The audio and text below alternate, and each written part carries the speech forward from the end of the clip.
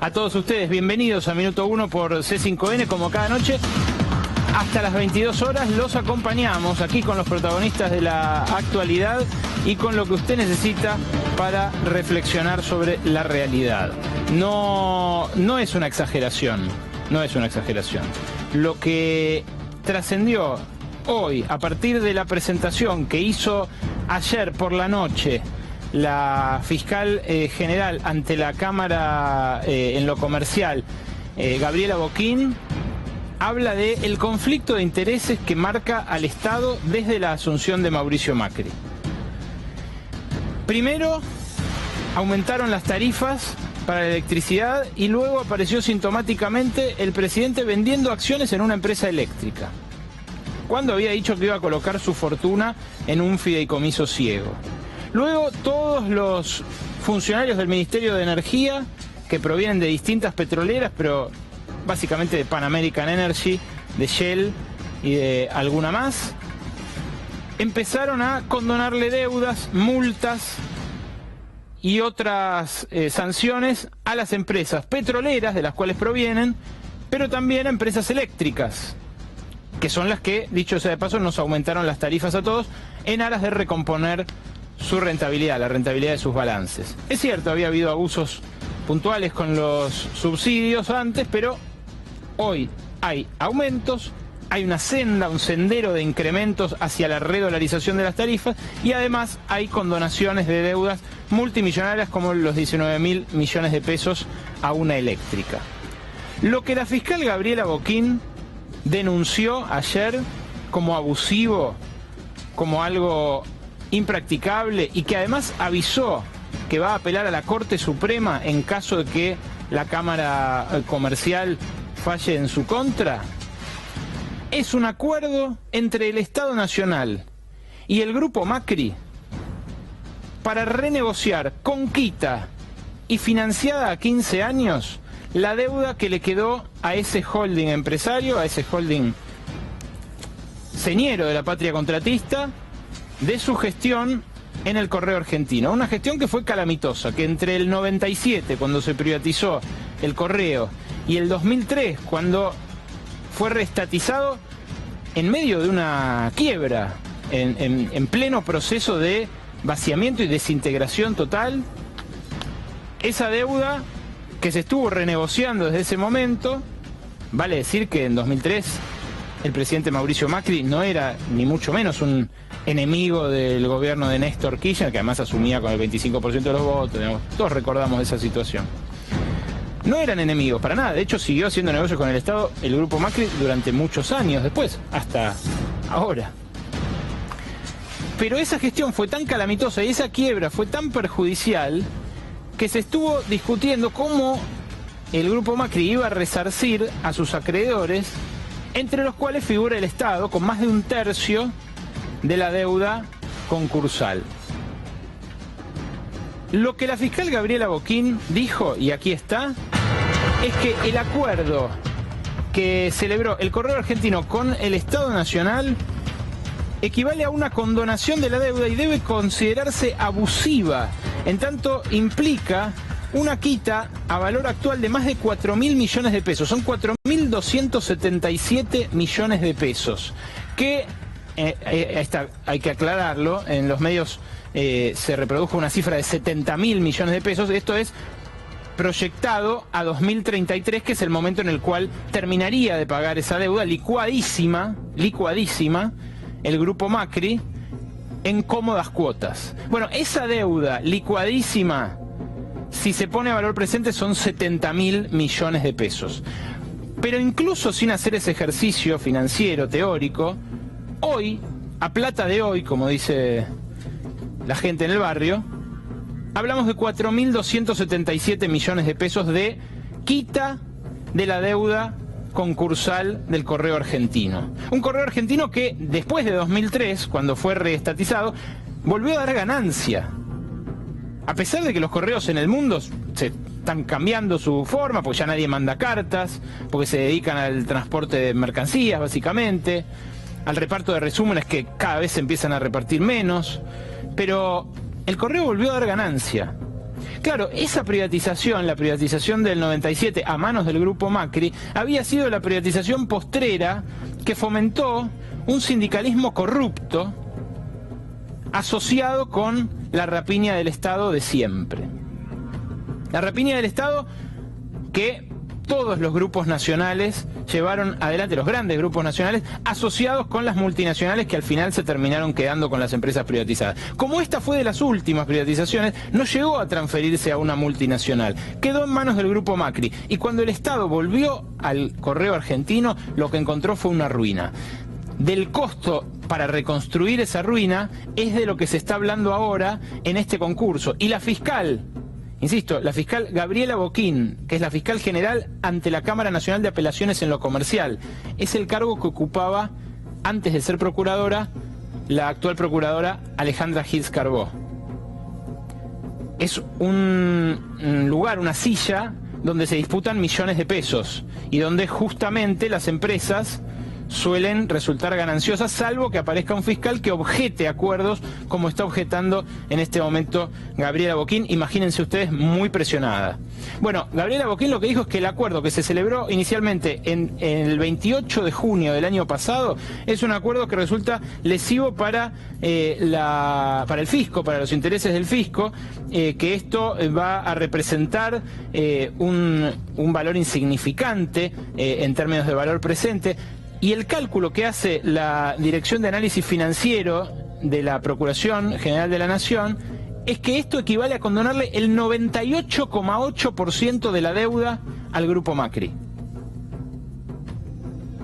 Casi nada, ¿eh? Otra que los buitres.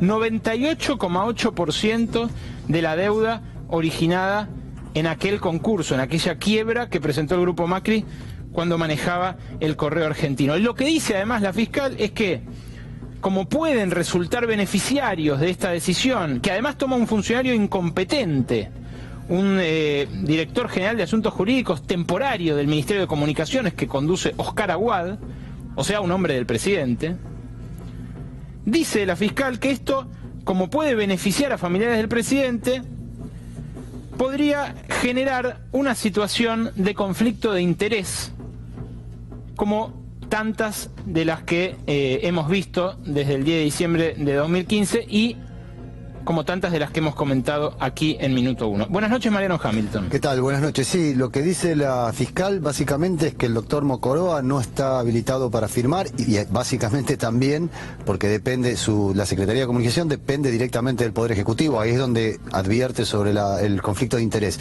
Y otra de las cuestiones interesantes, no sé si esto te va a recordar algo de las mamushkas, esto que tanto hemos hablado con los Panama Papers. Sí. Cuando ella consulta sobre la participación accionaria de Franco Macri en el Correo Argentino, le dicen que no tiene ninguna participación, pero a su vez devela que Sogma es la que es propiedad de Sideco y que Sideco es la que es propiedad del Correo Argentino, es decir, las mamushkas, las famosas mamushkas, para disfrazar las diferentes partes accionarias y la participación de determinadas personas en las empresas. Contabilidades creativas que desde siempre tuvieron los grandes grupos económicos argentinos, pero que en este caso implica un perjuicio de 4.000 millones de pesos para el Estado Nacional. Dice la fiscal que ese acuerdo al que se prestó conformidad, al que un hombre de tercera línea, un funcionario de tercera línea del ministerio de Oscar Aguad, un oscuro dirigente radical al que casi nadie fuera de Córdoba conoce demasiado, ahora se está haciendo conocido por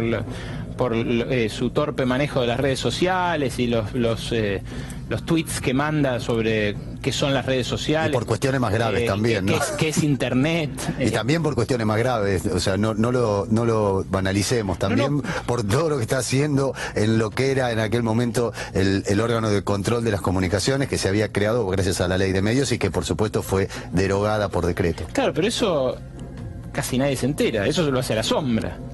A la luz, lo que hace Aguad es mandar tweets explicando qué es Internet.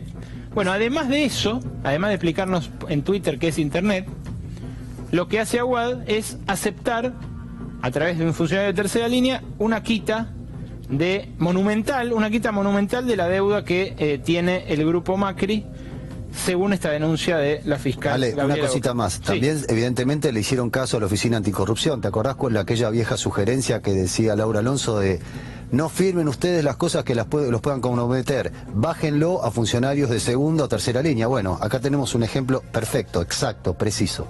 Todo un recetario. Allí lo tienen a Franco Macri en la foto de recién, abrazado a Mauricio Macri, cuando todavía usaba bigotes, y claro, cuando Franco Macri estaba al frente en persona de ese grupo que hoy se desmembró y que manejan por un lado Ángelo Calcaterra en la parte de la construcción, por otro lado Nicolás Caputo en las empresas con las cuales terminó siendo socio, y por otro lado los propios integrantes de la familia Macri, o sea, los hermanos del presidente. Lo que dijo la fiscal, lo que advirtió por escrito en esta ampliación que hizo ayer de una objeción que ya había presentado en diciembre sobre el acuerdo que se celebró a oscuras, sin que nadie lo supiera, el 28 de junio del año pasado, lo que dice la fiscal es que se encuentran en juego fondos públicos destinados a la satisfacción del bien común y que, por lo tanto, rige un régimen específico de carácter publicístico, o sea que tendría que haberse dado a conocer, y con principios orientados a la preservación de esos intereses generales. Y lo que hizo, para cerrar su escrito, es formular reserva de accionar ante la Corte Suprema de Justicia en caso de que la Cámara Nacional de Apelaciones en lo Comercial falle en contra de lo que está objetando, o sea, le dé la razón esta Cámara al acuerdo que celebró el Ministerio de Comunicaciones con el Grupo Macri. El escándalo del correo es uno de los temas con los cuales vamos a debatir esta noche en Minuto 1. Les vamos a presentar los demás temas, pero aprovecho ya mismo y presento al panel que viene a hablar de algunos otros temas también. Dijimos que es un panel sindical y les pido una breve opinión a cada uno sobre este asunto. Leonardo Fabré es el secretario general del gremio del ANSES. Buenas noches, Leonardo, además directivo de la CGT. Buenas noches, ¿qué tal? Ustedes han denunciado vaciamiento del ANSES. Exactamente. Bueno, ¿cómo lee esto a la luz de aquello? No, la impunidad que tiene esto tiene pocos antecedentes. Y no me refiero al monto económico, que alguien podría decir que comparado con otras cuestiones.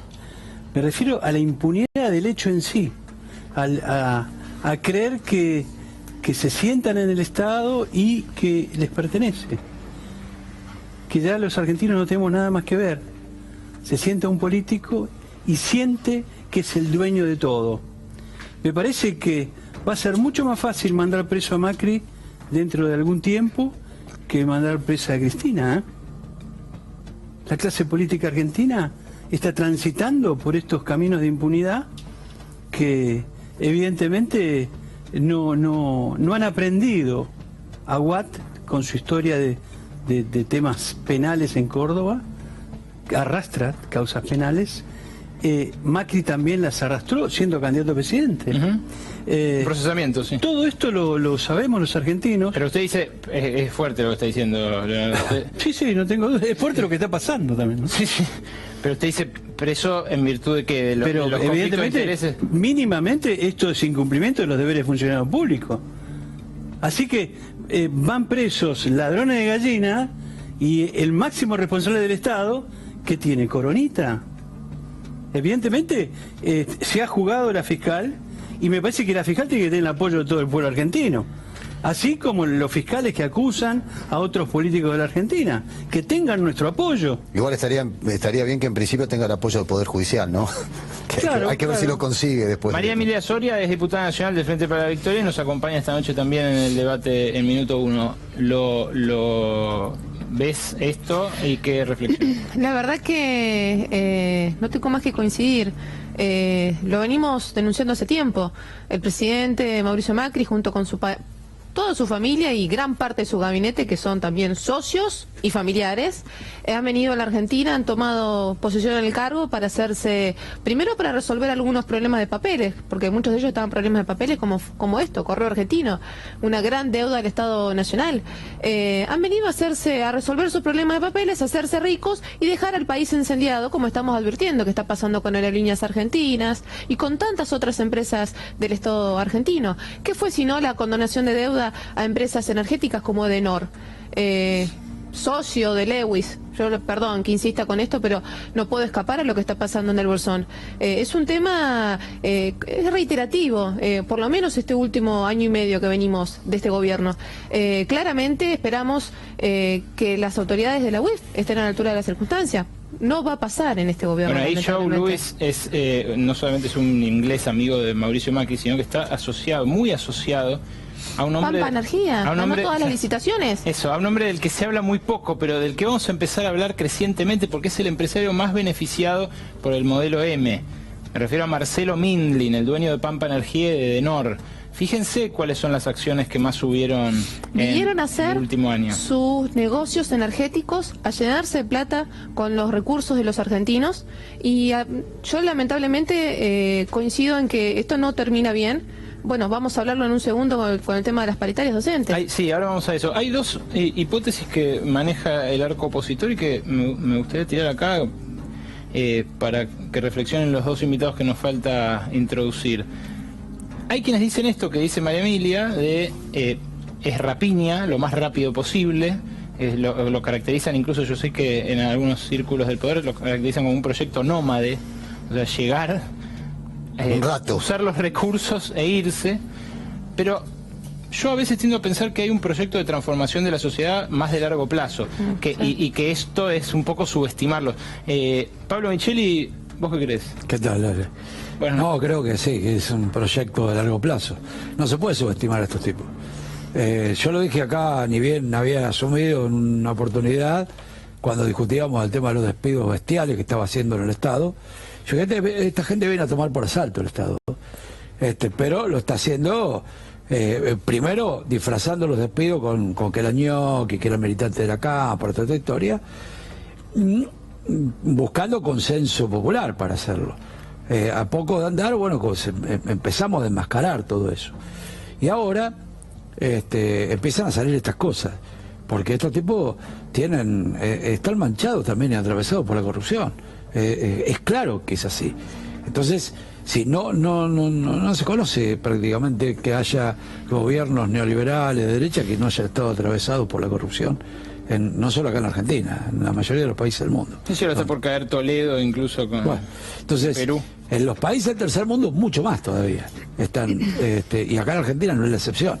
Y me parece que no son aves de rapiña que vienen a hacer todo rápido para llevarse. No, esto viene por una reforma estructural de las condiciones laborales en la Argentina, que ese es el objetivo principal. Sonia Leso es la secretaria general de CETERA y viene a hablarnos de las paritarias docentes, que van a ser seguro el tema de aquí a inicios de marzo, excluyente de la agenda pública. De hecho, mañana hay una conferencia de prensa, pero antes de hablar de eso, danos una brevísima reflexión sobre esto, el correo, lo estatal, la escuela, ¿cómo lo ves vos? Yo creo, como Pablo, que es un proyecto a largo plazo, no es un proyecto, no vienen para irse, tienen un proyecto de país. Un proyecto de país que tiene que ver con el saqueo del Estado, que tiene que ver con el saqueo de los recursos naturales, que tiene que ver con el vaciamiento de todo lo que nosotros consideramos como lo público, las jubilaciones, la escuela pública, la salud. Y en ese sentido es una estrategia de poder que no es solo argentina, es una estrategia de poder de las derechas del mundo y de las derechas latinoamericanas. Ahora, la pregunta que yo tengo que hacer es por qué ganan las elecciones, ¿no? Si lo tenemos todos tan claro. No, fue una excepción, ¿no? Bueno, es la primera vez que sucede esta desgracia. Pero es una pregunta que uno en algún momento se debería hacer. Hay que ser autocrítico. Por eso, en algún momento tendríamos que preguntarnos. No es fruto de la casualidad. Tiene que ver con que, bueno, desde el campo popular no hemos sabido construir una alternativa de verdad, nacional y popular, y yo, todos saben, y no quiero ofender a nadie con esto, se fue muy crítico del gobierno anterior porque no me parecía que era nacional y popular de verdad. Porque todas las cosas que están pasando ahora, en realidad, hubo también un plafón para que este gobierno la lleve a cabo. Hubo un plafón que se generó en los últimos años del gobierno de la expresidenta. Obviamente que la responsabilidad máxima la tiene este gobierno ahora, porque ya no vamos a volver a hablar de la herencia, que es un tema que se han encargado ellos. Pero en realidad, por ejemplo, un ejemplo sencillo, no se podría haber despedido tanta cantidad de trabajadores precarizados en el Estado si no hubiesen estado precarizados. Claro. Bien. Hablando de esto, justamente, hablando del gobierno anterior, presentamos la noticia vinculada a Cristina Fernández de Kirchner, que tiñó también esta jornada. quédese, porque vamos a seguir hablando del escándalo con el correo de Franco Macri y de Sideco. Vamos a seguir hablando de la condonación de deuda, de la quita de deuda récord que una fiscal con un dictamen ayer verdaderamente muy valiente y muy a contramano de lo que ocurre en otros lugares de la justicia, interpuso para evitar que esto se produzca. Hoy lo que pidió el fiscal Eduardo Tayano es que la expresidenta Cristina Fernández de Kirchner sea elevada a juicio oral junto con los demás imputados en la causa que investiga el dólar futuro, aquellas operaciones desde el Banco Central que le generaron pingües ganancias a sectores financieros, entre los cuales había también varios actuales funcionarios. La expresidenta Cristina Kirchner también anunció que suspende, a raíz de esta elevación a juicio oral, una gira que tenía prevista por Europa del Este. Bueno, también se refiere aquí en esta comunicación a las escuchas que se están difundiendo en los últimos días, las escuchas que difundieron parte de su conversación con Oscar Parrilli, aquella tan jocosa en la cual le dice: soy Cristina pelotudo. Te encanta, ¿no? Y la verdad que me da gracia, pero es algo que generó, más allá del contenido, eso que eso generó, por supuesto, muchísima polémica por el hecho de que se estaba escuchando en tiempo real, online, como si fuera un secuestro extorsivo, a un exfuncionario que es opositor desde la AFI, o sea, dicho lisa y llanamente, y más allá de la anécdota del improperio, lo que ocurrió es que la AFI estaba escuchando a un dirigente opositor y que esa escucha se difundió a través de un medio oficialista. Decirle espionaje político es un eufemismo, ¿no? Claro, es algo que francamente no pasaba. Había puesto el gobierno anterior mucho dinero en generar un aparato de inteligencia paralelo en cabeza de Milani, el general Milani, en el ejército, pero y habían pasado, se habían revoleado carpetas, había habido abusos de esa inteligencia, había habido incluso episodios de persecución del tipo Proyecto X y persecuciones a gente que protestaba en calles y demás, pero no se había difundido una escucha de un opositor, así como está ocurriendo ahora. Esto es lo que denunció Cristina Kirchner hoy al suspender su gira por el este europeo, una visita a Croacia, y además al anunciar esto que había pedido el fiscal Eduardo Tayano, de que se eleve a juicio oral. Y ahora sí, vamos a el tema del día, los bolsillos flacos.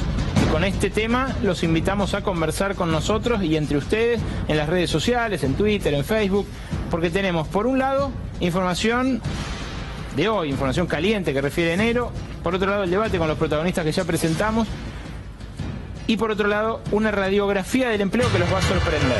Hoy la CGT lo que hizo fue difundir esto, que el 32% fue la inflación de los últimos 12 meses. Perdón, digo la CGT y las dos CTA, ¿verdad? Sí. Que están nucleadas en el Instituto de Estadística de los Trabajadores, sí, el IET.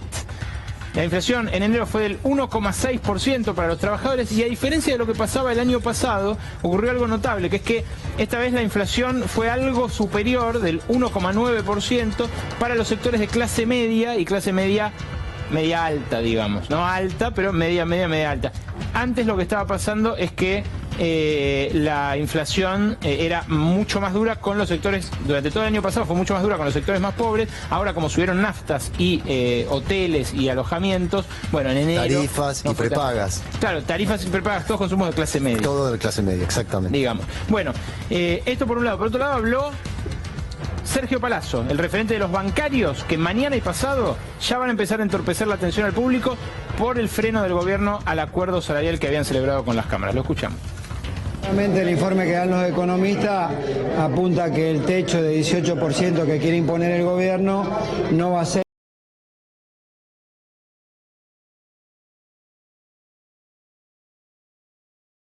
de las tarifas y demás. Claramente, si se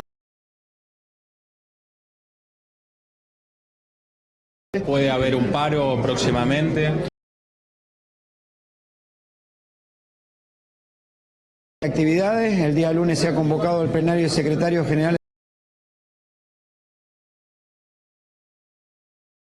nosotros 0,5%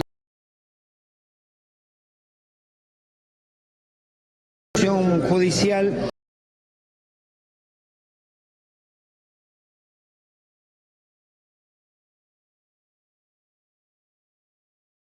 Esta va a ser absolutamente gremial. Vamos a ir por la medida mañana.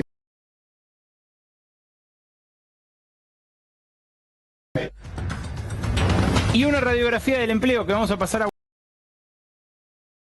que hemos venido diciendo en el último cuatrimestre. Este material que van a ver fue difundido hoy, es el informe trimestral de cifra de la CTA y para mí, humildemente, para mí es de lo más confiable que se hace en la Argentina en términos técnicos. Son datos recabados por fuentes oficiales, o sea, por el SIPA, por el sistema previsional, o por el INDEC. Lo que hace cifra es simplemente organizarlos, sistematizarlos. Pero no hay biribiri, no hay zaraza, no hay exageración estadística, cosa que se ha visto mucho, la verdad, en estos últimos meses y que la verdad, francamente, me parece no hace falta, porque con la realidad alcanza. 127.905 empleos formales son los que se perdieron entre el cuarto trimestre de 2015, cuando asumió Mauricio Macri, y el tercero de 2016, el último dato disponible del INDEC. Pero en un año, si la comparación se hace entre el tercer trimestre de 2015 y el de 2016, la pérdida es de 97.160 empleos formales, 100.000 empleos formales. Tienen estimado los industriales que antes de echar al empleado en blanco, los empresarios echan a todos los que están en negro. O sea que por eso tienen sentido las estimaciones que hablan de el triple o el cuádruple de pérdida de empleo que esta que estamos viendo acá. Y las barritas, fíjense las barritas, es la cantidad de puestos totales que hay en relación de dependencia en el país. Si corremos, Fabro, la barrita esa de abajo que dice C5N, van a ver los años de cada una de esas barritas. En esas barritas van a ver cómo 2004, 2005, 2006, 2007 aumenta hasta 2011. Ahí, a pesar de que hay cierto consenso que dice que se empezó a destruir siempre empleo, se mantuvo una leve tendencia ascendente hasta el 2015, cuando ahí tienen el desagregado de los cuatrimestres, se mantuvo también, pero empezó a caer levemente. Y al final tienen el tercer trimestre de 2016, cuando se produce sí ya una caída sensible frente al récord que se había alcanzado a mediados de 2015. Vamos a la siguiente. Insisto, una radiografía del empleo con el material más serio del que disponemos hoy en estadística en la Argentina. Los más castigados, los rubros más castigados de la industria. Esto es, los miles de puestos que perdió, por ejemplo, la fabricación de maquinaria de equipo, casi 7.000 puestos. Los productos elaborados de metal, casi 5.000. La industria de alimentos, 4.500. La textil, cuero y calzado, 4.300. Y abajo automotores, 3.800 puestos perdidos entre el cuarto trimestre de 2015 y el tercero de 2016. La crisis no es una crisis localizada, es una crisis federal, completamente federal. Las únicas 3 provincias donde mejoró el empleo desde que asumió Macri son esas 3 que ven allí destacadas. Y es levísimo el incremento. En La Pampa, en Misiones y en Tucumán. En todas las demás hay caídas. En las que están en amarillo, la caída es del 1 al 5%. Y en las que están en rojo, el desplome máximo se da en Tierra del Fuego con un 13%, una provincia en crisis que prácticamente está debatiendo sobre su viabilidad con este régimen económico. Y otras provincias que también caen, todas las que están en rojo, más del 5% en el empleo. Es mucho perder 5% de empleos, es mucho. No es algo que suele ocurrir en 3 trimestres. Sigamos adelante, Fabro. La siguiente muestra en la evolución del empleo estatal. Y fíjense ustedes, ahí tienen mes por mes. La flecha negra arranca en diciembre de 2015. Venía creciendo el empleo estatal. 3.100.000 empleados estatales en total, ¿no? Entre nación, provincias, municipios y demás. Luego cae, ahí se ven los fuertes despidos del arranque del macrismo, enero, febrero de 2016, marzo de 2016. Pero fíjense lo que pasa después. Estamos arriba. Estamos arriba del empleo público que dejó el kirchnerismo. Así como lo ven, señores. ¿Qué es lo que pasó? Claro, echaron a los anteriores para traer los propios. Es lo que decía Pablo Micheli, el tema de la precarización. Había una desprotección de muchos empleados públicos que permitió que fueran despedidos fácilmente, entre comillas. Pero trajeron, porque crearon nuevos ministerios, nueva Secretaría de Estado, Subsecretaría de Estado, y obviamente el gasto es mayor y la cantidad de trabajadores cargos políticos trajeron. Con más salario. Y con más salario. Claro, Lo que dice Sonia también es cierto, con más salario. Pero esto porque después, cuando muchos sectores de clase media que tenían esperanza en este gobierno, plantean, no, bueno, pero los ñoquis y ahora ¿cómo es la historia? ¿Por qué no? Hay que desnudar esta mentira de esta gente que en realidad lo que hizo es aumentar el gasto y aumentar la cantidad de trabajadores a costa de echar trabajadores que cumplían funciones importantes y que tenían 20 años de antigüedad, 15, compañeros de la Biblioteca Nacional con 23 años de antigüedad. Charo. Ahora no son ñoquis, ahora son pasta a las finas hierbas. Es un poco más sofisticado. Bueno, acá tenés un ejemplo del comer y descomer, ¿no? Exactamente. Sería descomer y comer. Exactamente, invirtieron el orden. Bueno, claro. Nos quedan dos placas más en esta radiografía del empleo. Una es la caída del poder adquisitivo del salario para los empleados en blanco del sector privado durante el año pasado. Por eso nuestro hashtag de hoy, bolsillos flacos. Fíjese, correme el graph si podés. La primera es el aumento del salario nominal para los trabajadores en blanco del sector privado durante 2016. 35, no es lo que aumentó para todos los trabajadores, porque acá me están mirando ya con hambre los docentes y los estatales, que les aumentó menos. Para los trabajadores en blanco privado subió el 35%. Claro, la inflación fue de casi el 45%, según el IPC promedio de las provincias, que usa cifra desde el kirchnerismo. Atención, porque Cifra es un centro de estudios que cuestionaba la medición de inflación que hacía Guillermo Moreno del INDEC cuando estaba el kirchnerismo. Bueno, la diferencia, o sea, lo que cae el salario real, es eso que ven ahí, 6,5%. ¿Y cómo se refleja esto en el agregado? En la última placa que trajimos para mostrarles. El 50-50 de trabajadores y empresarios cada vez está más lejos. Ahí tienen la participación de los salarios en el ingreso nacional, en el valor agregado total, o sea, en el PBI, para decirlo como suele expresarse en la academia. Bueno, eso llegó al 38,3% en su pico de 2013. Y fíjense, así como cayó en 2014 con la devaluación, pero luego se recuperó hasta el punto que había alcanzado antes de ese desplome devaluatorio, ahora el desplome fue mayor. Para los que comparan mucho 2014 con 2016, que es interesante el ejercicio de comparación. Bueno, la caída del salario fue mayor en 2016. ¿Y saben qué es lo peor? Que este año es muy poco probable que vaya a rebotar hasta el nivel anterior. Bueno, dependerá de los trabajadores también, ¿no? En gran medida. Bueno, dependerá de los trabajadores, de las centrales, de los empresarios, y de que después, si hay un acuerdo entre trabajadores y empresarios, no lo homologue el Ministerio de Trabajo, no lo voltee. No lo voltee el Ministerio de Trabajo a la William Boo. Como pasó con los bancarios, aclaremos, porque mucha gente tal vez no lo sabe. Esa participación del salario en el empleo, Leonardo Fabreo, me imagino que es algo que a la CGT la moviliza. Ahora, ¿alcanza para un paro, no alcanza para un paro? Entremos un poco en ese debate. Imagínate que Isabel Perón dejó, con todas las críticas que tuvo ese gobierno, dejó el 50% de participación entre trabajadores y empresariado. Así que, si en aquel momento se pudo hacer, nosotros siempre tenemos la esperanza de conseguir un ascenso en la repartición de la riqueza. Además, los que producimos la riqueza somos los trabajadores, la verdad. Los empresarios tienen una responsabilidad, pero normalmente no la gastan acá. Sí, 50-50 digamos que tampoco es una utopía, claro, porque en realidad no es la mitad de la gente la que se queda con el 50%, claro, es mucho más, es el 99%. 97%. Claro. Exactamente. Es algo modesto, digamos, pero que ni siquiera hoy lo tenemos. No, hoy no estamos discutiendo eso, estamos discutiendo la supervivencia. Hace rato. Estamos discutiendo la supervivencia de la fuente de trabajo. Hoy no hablamos ya de ganancias, ni siquiera las condiciones laborales están en el final de una discusión paritaria. Lo principal de una discusión paritaria hoy es es como quería Prat Gay, ¿no?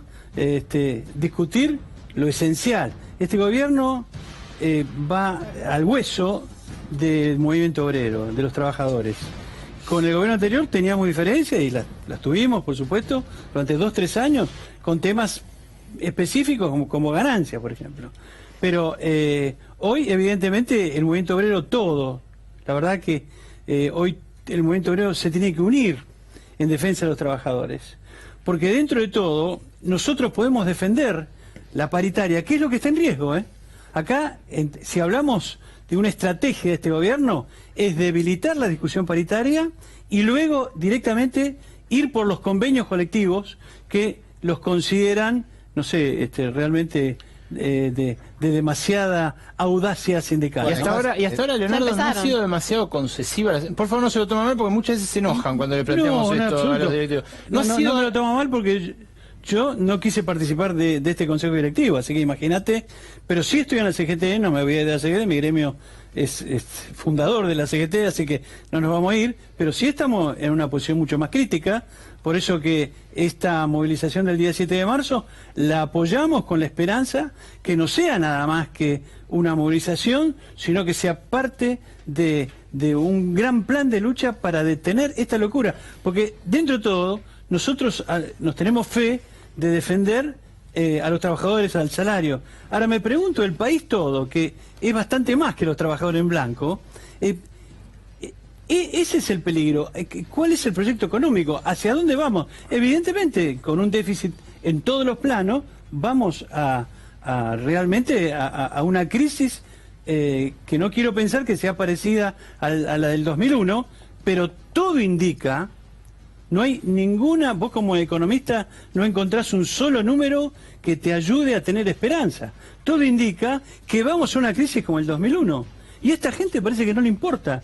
Creen que pueden vivir de prestado, como hasta ahora, ya debemos más de 100.000 millones de dólares. Mucho más de lo que se endeudó la dictadura militar en 5 años. Está bien, hubo inflación en el dólar también. Pero es muchísimo dinero. ¿Y qué piensan? ¿En seguir pidiendo plata para sostener la economía de un país productivo, rico como la Argentina? Sonia Realmente Arezzo, es absurdo. Gracias. Sonia Arezzo, ustedes mañana hacen una conferencia de prensa, todos los gremios docentes, ¿verdad? Sí, mañana tenemos una conferencia de prensa, los 5 gremios nacionales que participamos de la paritaria. Lo vamos a hacer acompañados por la CTA y por la CGT, expresando claramente nuestra voluntad de lucha en caso de que no se convoque a la paritaria. Pero esto ya es un hecho consumado. Recién Fabré decía que este gobierno viene primero por la paritaria y después por los convenios, pero por la paritaria docente ya fueron, digamos, porque la paritaria nacional docente no se está por hacer. En el caso nuestro, el gobierno lo que ha anunciado es el intento de incumplir una ley. Hay que dejar claro que la paritaria nacional docente es una ley votada por amplísimas mayorías en el Congreso de la Nación de distintos partidos políticos, que está siendo incumplida. Y que no solamente tiene que ver con el salario, que por ahí es lo primero que la mayoría de la sino con el reparto de lo que se le da a las provincias. Sino con los fondos que se distribuyen a las provincias también para políticas educativas. Hoy hubo reunión del Consejo Federal de Ministros.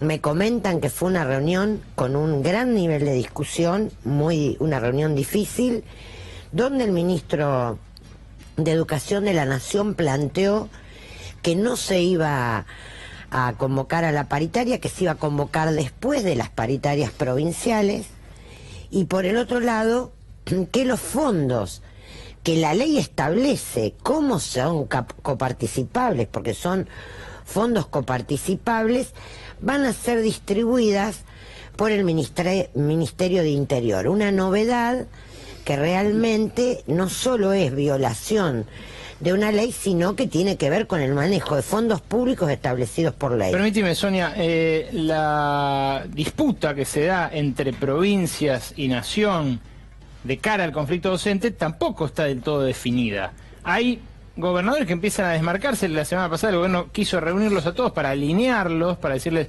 cada uno cierra lo que puede y de esa manera vamos a poder llegar a cubrir el salario docente con ajustes en las provincias que no puedan pagar. Sí, pero nadie por encima del 18 les dijo también. Claro, pero no consiguió el aval de todos. No, de ninguna manera. Con una cuestión que me parece que es clara.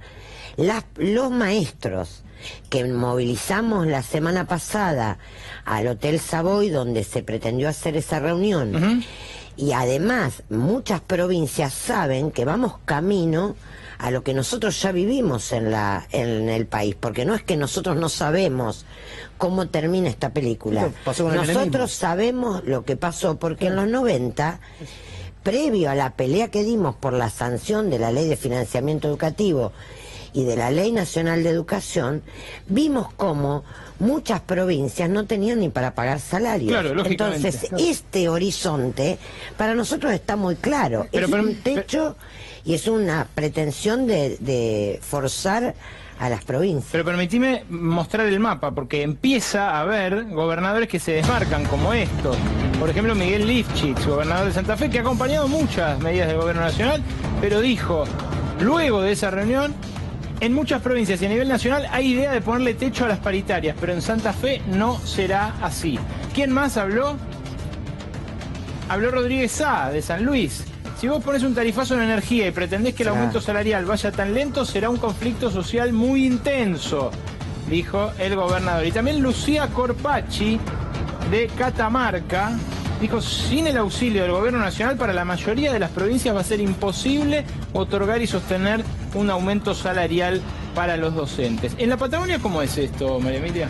Bueno, la verdad que lamentablemente, recién hablábamos con Sonia fuera de cámara, ella integró la reunión hoy y me contaba que el gobernador Bretinec, el gobernador de mi provincia, avaló que no hubieran paritarias. En Río Negro se está discutiendo nada más un tope del 17%. Y déjame agregarte que recién comentabas que que Tierra del Fuego está al borde del desequilibrio. Sí. Bueno, Río Negro, la semana pasada se declaró en estado de cesación de pagos. Estamos emitiendo deuda todas las semanas para pagar salarios.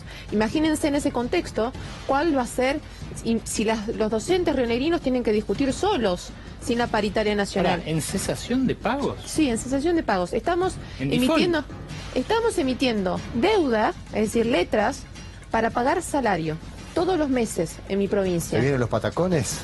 Tenemos un financiamiento importantísimo, pero bueno, a ver, hay responsabilidades compartidas, tanto del gobierno nacional como del gobierno provincial. Pero repito, ¿se vienen las cuasimonedas? La verdad que uno no, sería muy triste, sería tristísimo volver a eso, pero en el estado en que está Río Negro, donde ya se dijeron que no se van a pagar, por ejemplo, horas extras de médicos, horas extras de los policías, no se contratan más especialistas médicos, estamos en una situación... El gobernador compleja. fue el que la semana pasada, en una entrevista que le hizo Daniel Tognetti en Radio del Plata, fue el que dijo, los trabajadores deben elegir entre perder salario O no perder el cobrar trabajo. nada. O no O perder cobrar el nada. trabajo. Fue No, que pero dijo el eso. tema No sé si lo justamente- recordamos. Esta es la estrategia. Pablo Micheli. La estrategia es, en realidad, y ojo, para eso necesita complicidad sindical, ¿eh? Y eso no quiere decir que uno diga, no, tal es dirigente de tal cosa. Simplemente decir, si no hay unión de las centrales, de los sindicatos, de lo que tenemos que pelear contra esto, para parar el ajuste, no contra el gobierno, en defensa propia, porque en realidad es eso. Porque nos están atacando el convenio colectivo, la paritaria, y lo están haciendo con un lugar sensible que Pero en medio de este trabajador de la conflicto, educación. en medio de este conflicto con los trabajadores docentes, un paro diferido al 15 de marzo, al 30 de marzo, ¿no estamos llegando un poco pero tarde? yo supongo Pregunto. que los gremios docentes... Y pero los gremios docentes van resolver- solos, entonces. Pueden resolver el no inicio de clase del 6 de marzo. Hoy cuánto- Y ahí van a estar todos. Pero, Hoy, ¿en qué pará, que quiero decir porcentaje, una perdón, cosa, ¿en qué ¿no? porcentaje estamos de arrancar o no arrancar las clases, Sonia? Hoy Yo en- creo que es muy difícil No, que si no hay paritaria haya inicio del ciclo lectivo. Creo que el gobierno tiene que convocar a paritarias y si no convoca, vamos camino a un conflicto nacional.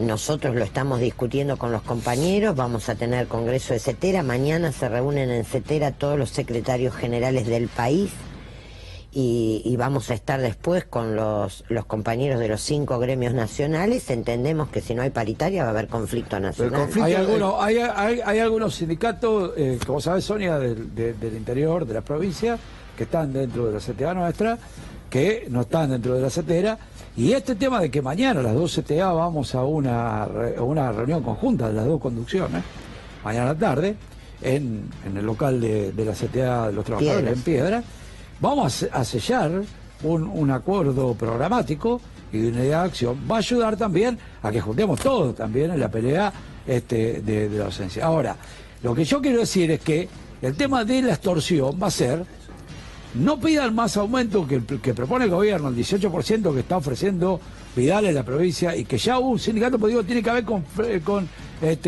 complicidad sindical, porque un sindicato estatal firmó el 18% en la provincia de Buenos Aires. Todos sabemos. No docente, pero no docente. No, un sindicato estatal, UPCN, firmó el 18%, dejando a los judiciales afuera, ATE afuera, a una cantidad de sindicatos. No es el gremio mayoritario, y firmó esa pauta salarial que es una vergüenza en los salarios de la provincia de Buenos Aires. Entonces, la extorsión va a ser, aceptan este aumento salarial del 18%, porque la otra es no sostener los puestos de trabajo, extorsionar con los despidos. Por eso también esto tiene que ver con que vetara la ley de emergencia ocupacional, la ley antidespido, para que tener la mano libre para decir o despido o 18%. Esto va a ser. En este contexto, Sonia nos decía fuera de cámara que ya recibieron las primeras amenazas. Sí, yo quiero denunciar que en el medio de una semana donde la primer paritaria es la bonaerense, fue la bonaerense, la de los maestros de la provincia de Buenos Aires, y donde la gobernadora María Eugenia Vidal mandó a sus ministros a atacar a nuestro compañero Roberto Baradel, Roby recibió la cuarta amenaza anónima, amenazando a su familia, amenazando a sus hijos. ¿Podés leer, Sonia, eso que dice allí? Sí, dice, si no te dejas de joder, lo leo textualmente, textual. Tu hija o alguien de tu familia de Lanús va a aparecer muerta en una zanja. Te vamos a estar siguiendo de cerca, tené mucho cuidado con lo que haces o decís. Un paro, una crítica, una denuncia y tu familia paga el precio. Comportate en la paritaria, si estás avisado, no tenés idea con quiénes te estás metiendo. Cuarta amenaza en un año. Hemos presentado las denuncias anteriores, esta semana vamos a presentar esta. Recuerden que hubo servicios en Cetera, 4 amenazas a Roberto Baradel y a su familia. Y en este clima enrarecido, en además, un donde clima hay escuchas, aprietes. El gobierno hace un Twitter, solidaridad con Roberto Baradel o solidaridad con la Cetera. Esa es la respuesta. Exigimos que alguien esclarezca esto, porque la verdad que es muy grave. Viene del mismo mail que vinieron las anteriores y nadie investiga. Me parece grave en un clima, digamos, donde uno está discutiendo una paritaria en un ámbito democrático, en un ámbito que se establece la ley, que la respuesta sea amenazas a los dirigentes sindicales. Gravísimo. No, nos vamos a ir a la tanda para seguir con el debate en un instante, pero antes de eso les quiero mostrar cómo el Gabinete Nacional, en este clima de tensión sindical, en este contexto donde recrudecen casos de inseguridad además, como los que debería atender esta ministra que les vamos a mostrar ahora, el presidente Mauricio Macri hoy cumple años. Debe estar teniendo un feliz cumpleaños el presidente, porque al volver de Brasil, de la visita oficial que hizo a Brasil, se iba nuevamente de vacaciones para pasar su cumpleaños en la Patagonia. Día 46. ¿Perdón? Día 46 de vacaciones del presidente. Escucho bien, día 46. Sobre 427 días de mandato. Bueno, hoy, para su cumpleaños, la ministra de Seguridad, Patricia Bullrich, le mandó un videíto a través de las redes sociales. A la vuelta de la tanda, los dejamos en la tanda con Patricia Bullrich, a la vuelta de la tanda les vamos a contar el regalo de $50 millones que se quiere hacer el presidente Mauricio Macri con plata de todos nosotros, y además cuántas vacaciones se tomó hasta ahora y cuándo, se los va a contar Mariano Hamilton. Breve tanda con los buenos deseos de Patricia Bullrich y su equipo. En reunión de gabinete del Ministerio de Seguridad te queremos mandar... ¡Feliz cumpleaños, Fede! En reunión de gabinete del Ministerio de Seguridad te queremos mandar... ¡Feliz cumpleaños!